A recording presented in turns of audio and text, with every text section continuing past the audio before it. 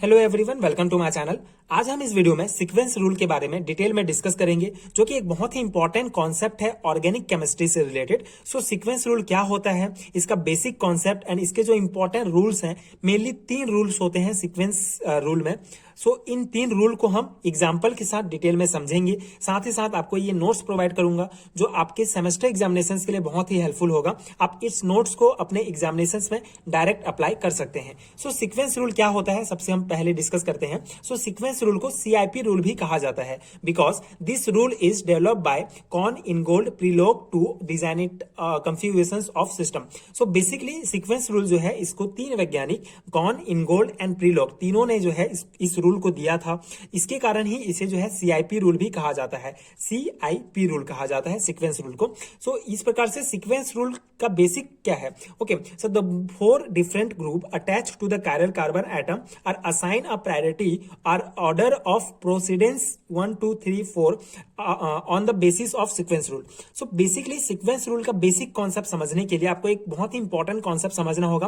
Chiral carbon क्या होता है, जिसे मैंने पिछले वीडियो में भी डिस्कस किया है। सो कायरल कार्बन क्या होता है? ऐसा कोई भी कार्बन जिसमें 4 डिफरेंट ग्रुप जो है जुड़े होते हैं, ठीक है। ऐसा कोई भी कार्बन जिसमें 4 डिफरेंट ग्रुप अटैच होते हैं, उसको कायरल कार्बन कहा जाता है, ठीक है। अब ये जो कार्बन है, इसमें जो 4 डिफरेंट ग्रुप हैं, जैसे ABCD, ये 4 डिफरेंट ग्रुप जुड़े हुए हैं। सो इन 4 डिफरेंट ग्रुप में से किसको पहले प्रायोरिटी पर रखा जाए, किसको उसके बाद के प्रायोरिटी पर रखा जाए, उसको बताने के लिए जो है कौन इनगोल्ड एंड प्रीलोग, इन तीनों वैज्ञानिकों ने एक रूल दिया, जिसको सीक्वेंस रूल कहा जाता है। बेसिकली कायरल कार्बन किसे कहा जाता है? ऐसा कार्बन जिसमें 4 डिफरेंट ग्रुप जुड़े होते हैं। सो ये कायरल कार्बन में जो 4 डिफरेंट ग्रुप जुड़े हैं, उनको जो प्रायोरिटी के लिए, ठीक है, कि इन ग्रुप में से कौन पहले नंबर पर होगा, कौन दूसरे नंबर पर होगा, उसके प्रायोरिटी को ज्ञात करने के लिए जो है कुछ इंपॉर्टेंट रूल्स दिए गए हैं, जिसको सीक्वेंस रूल कहा जाता है, ठीक है। अब हम इसके रूल्स जो है एक के बाद एक डिस्कस करते हैं, जिससे आपको और इजीली समझ में आएगा, ठीक है। आई होप आपको बेसिक समझ में आ गया होगा। अब रूल नंबर फर्स्ट क्या है? Atoms of higher atomic mass take precedence over those of lower atomic mass, thus iodine, bromine. So basically यहाँ पे क्या है, सबसे पहला इंपॉर्टेंट रूल आपको याद रखना है, atom of higher atomic mass, ठीक है। कोई भी एटम जिसका एटॉमिक मास हायर होगा, ठीक है, जिसका एटॉमिक मास बहुत ज्यादा होगा, उसको पहले प्रायोरिटी पर रखा जाता है। एंड ऐसा कोई भी जैसे यहाँ पे 4 ग्रुप जुड़े हुए हैं कार्बन से, तो मान लेते हैं कि ए का जो एटॉमिक मास है, ए एटम का एटॉमिक मास बहुत ज्यादा है, हायर है इन तीनों की तुलना में, तो इसको नंबर 1 प्रायोरिटी पर रखा जाएगा। इसी प्रकार उसके बाद जो है जिसका होगा, जैसे बी का एटॉमिक मास ज्यादा है इन दोनों की तुलना में, तो बी को जो है दूसरे नंबर के प्रायोरिटी पर रखा जाएगा। तो पहला रूल क्या कहता है कि कोई भी एटम जिसका एटॉमिक मास ज्यादा होगा, उसका प्रायोरिटी फर्स्ट होगा। जैसे यहां पे आप देख सकते हैं, यहाँ पे आयोडीन का जो एटॉमिक मास होता है लगभग 126 होता है। एंड Br ब्रोमीन का होता है 79, क्लोरीन का इस प्रकार 35 होता है, ठीक है। तो इस प्रकार से यहाँ पे आप देख सकते हैं, ये जो प्रायोरिटी रखा गया है, जैसे सबसे ज्यादा जो है एटॉमिक मास आयोडीन का होगा, इसलिए आयोडीन सबसे पहला होगा। उसके बाद bromine, chlorine, fluorine, oxygen, nitrogen, carbon and hydrogen, ठीक है। हाइड्रोजन का सबसे कम होगा, तो ये पहले नंबर पर होगा, ठीक है। तो इस प्रकार से जो है जिसका एटॉमिक मास सबसे ज्यादा होगा, उसको पहले प्रायोरिटी पर रखा जाएगा। इसके अलावा आइसोटॉप्स के बारे में भी इसी रूल में कहा गया है कि isotopes of higher atomic weight take precedence over those of lower atomic weight, ठीक है। और अब आइसोटॉप्स के बारे में, जैसे यहाँ पे हमने पता चल गया कि एक ऐसा एटम जिसका एटॉमिक मास ज्यादा होगा, उसको पहले प्रायोरिटी पर रखा जाएगा। लेकिन ऐसे भी कई एटम्स होते हैं जिसके जो है कई आइसोटॉप्स होते हैं, ठीक है। अगर मान लो किसी एक ग्रुप से ये तीनों जुड़ गए, जैसे हाइड्रोजन के 3 आइसोटॉप्स होते हैं, तो तीनों हाइड्रोजन जुड़ गए, तो उसमें फिर किसको पहले प्रायोरिटी पर रखा जाए, तो उसके लिए भी जो है एटॉमिक वेट ही आपको ज्ञात करना है। जैसे कि यहाँ precedence over those lower, so higher atomic weight वाला जो आइसोटॉप्स होगा, उसको पहले रखा जाएगा, पहले प्रायोरिटी पर रखा जाएगा। उसके बाद जो उससे कम एटॉमिक वेट वाला होगा, उसके बाद उसको, ठीक है। तो इस प्रकार से आइसोटॉप एंड जो है के बारे में ये पहला रूल कहता है। आई होप आपको समझ में आया होगा। पहला रूल क्या कहता है? जिसका एटॉमिक वेट ज्यादा होगा, उसको पहले प्रायोरिटी पर रखा जाएगा। अब इसका एग्जाम्पल हम देखते हैं। सो इसका example, for example in chloro आइडो methane sulphonic acid, ठीक है। तो यहाँ पे हम क्लोरो आइडो मीथेन सल्फोनिक एसिड में जो है इसका एग्जांपल देखेंगे।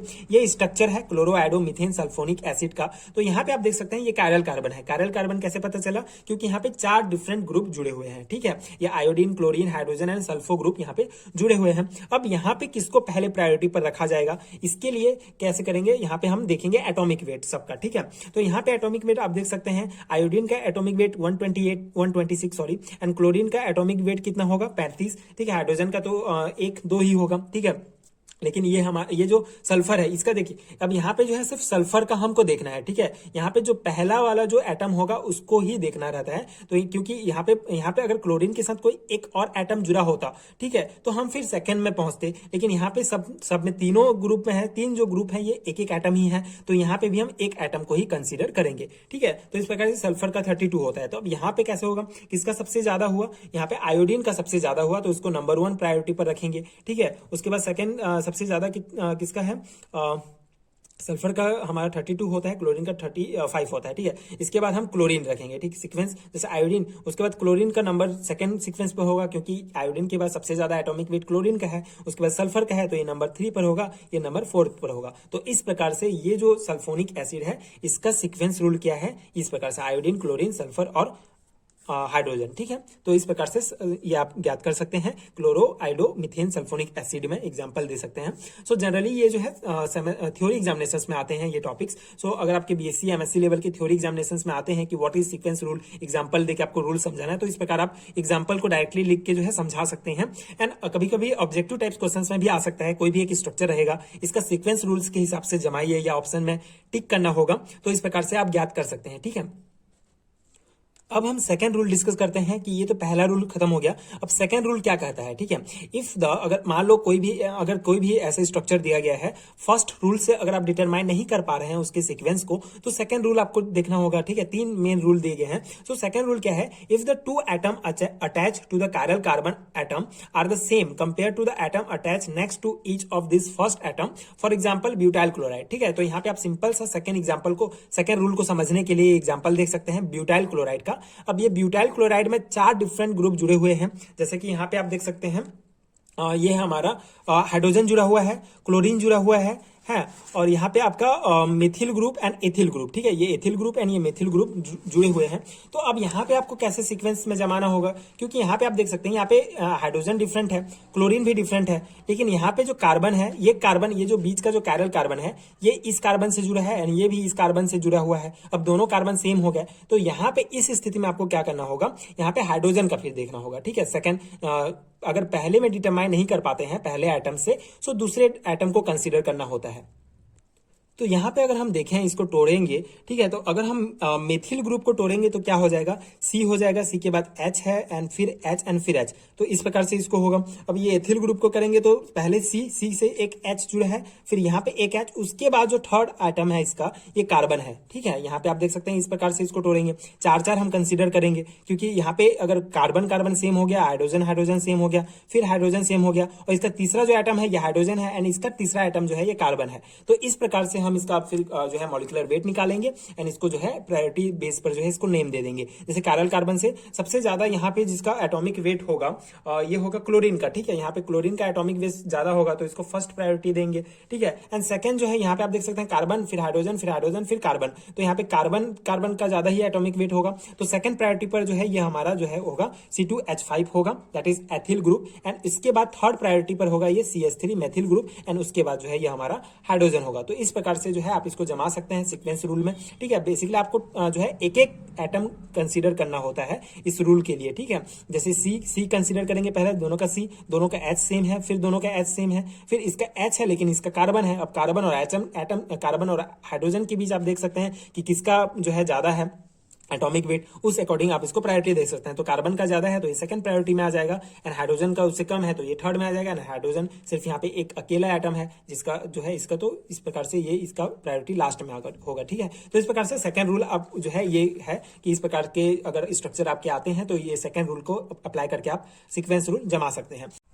अब थर्ड रूल डिस्कस करते हैं कि थर्ड रूल क्या कहता है। सो बेसिकली अ डबली और triply bonded atom A is considered as equivalent to 2 or 3 A's respectively, for example. So basically rule 3 क्या है कि अगर double bond and triple bond से कोई एटम जुड़ा हुआ है तो उसके लिए किस प्रकार के रूल होंगे। सो यहाँ पे आप जनरली एग्जांपल से समझ सकते हैं, ये एक ग्रुप है और इस ग्रुप को हम ऐसे भी लिख सकते हैं, डबल बॉन्ड के साथ O जुड़ा है, कार्बन के साथ डबल बॉन्ड के साथ ये O जुड़ा हुआ है, तो इसको हम इस प्रकार से भी कंसीडर कर सकते हैं, एक सिंगल सिंगल बॉन्ड में तोड़ सकते हैं। इसी प्रकार जो ग्रुप है, ये जो ग्रुप है इसको हम इस प्रकार से, जो नाइट्रोजन जो है कार्बन से 3 बॉन्ड से जुड़ा है तो इसको हम सिंगल सिंगल बॉन्ड से इस प्रकार तोड़ सकते हैं। तो इसको एग्जांपल इसके लिए क्या लेंगे, ग्लिसरॉल्डिहाइड का एग्जांपल लेते हैं जिसमें 4 डिफरेंट ग्रुप जुड़े हुए हैं। तो यहाँ पे ग्लिसरॉल्डिहाइड जैसे कि ये जो है कायरल कार्बन है, क्योंकि इससे ये एक ग्रुप जुड़ा हुआ है, ठीक है, ये एक ग्रुप है, ये एक ग्रुप है, ये एक ग्रुप है, तो 4 डिफरेंट ग्रुप जुड़े हुए हैं, मतलब ये कायरल कार्बन है। अब इसका प्रायोरिटी क्या होगा कि इनमें से कौन पहले प्रायोरिटी पर होगा, कौन दूसरे नंबर, कौन तीसरे, इसको ज्ञात करने के लिए क्या करना है आपको, ठीक है, जनरली आपको सबसे पहले जो है पहले एटम्स का आपको जो है एटॉमिक वेट देखना है, ठीक है। जैसे यहाँ पे आप ऑक्सीजन है, यहाँ पे पहला एटम हाइड्रोजन है, यहाँ पे कार्बन है, यहाँ पे कार्बन है, ठीक है। अब यहाँ पे तो हमको पता चल गया कि ऑक्सीजन का एटॉमिक वेट ज्यादा है तो इसलिए OH जो है पहले प्रायोरिटी पर होगा, इसका 16 होगा, ठीक है।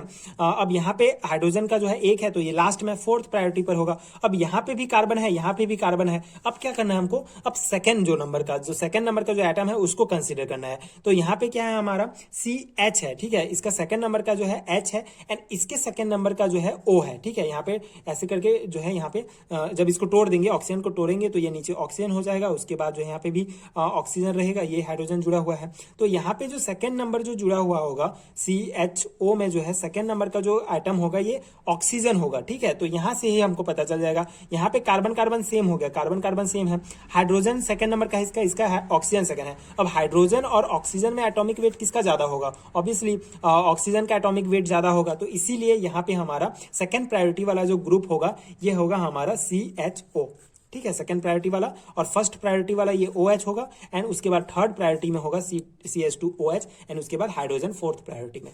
तो इस प्रकार से आप ये जो है जमा सकते हैं इस रूल के अकॉर्डिंग। ये थर्ड रूल है।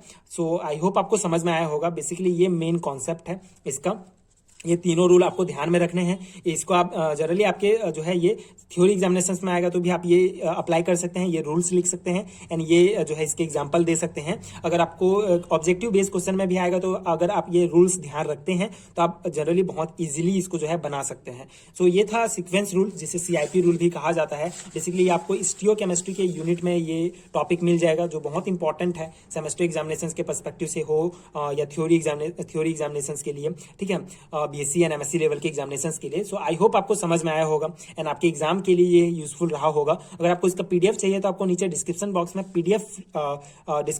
PDF स्टोर का लिंक मिलेगा, वहां से आप चेक कर सकते हैं। एंड अगर आपको वीडियो हेल्पफुल रहा होगा तो आगे की वीडियोस देखने के लिए प्लीज चैनल के साथ जुड़े रहिए, प्लीज सपोर्ट कीजिए, like and subscribe to my channel and thank you so much for watching.